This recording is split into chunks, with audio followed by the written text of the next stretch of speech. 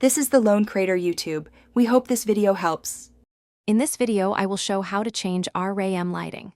First, identify your RAM manufacturer, like Corsair, G-Skill, or Kingston. Each brand typically has its own dedicated software for lighting control. Once you know your brand, you can proceed to download the appropriate application. This initial step is crucial for a smooth setup process, ensuring compatibility and proper functionality for your specific memory modules. After identifying your RAM brand, navigate to their official website to download the lighting control software. For example, Corsair uses ICUE, while G-Skill has Trident Z lighting control. Download the latest version, then run the installer. Follow the simple on-screen instructions, accepting the terms and conditions. A quick restart of your computer after installation ensures the software integrates correctly with your system.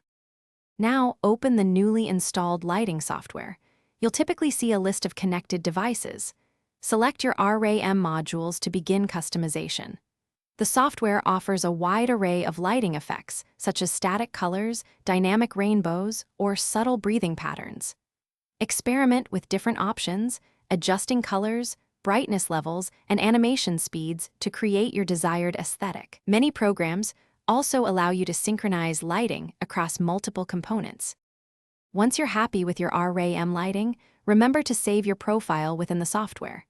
This ensures your settings persist even after a reboot. If you encounter any issues, like lights not responding or software crashes, first try restarting the application or your computer. Also, check for any available software updates, as these often include bug fixes. For persistent problems, consult your RAM manufacturers, support documentation, or forums for specific troubleshooting steps. Thanks for watching. Consider subscribing if we helped you.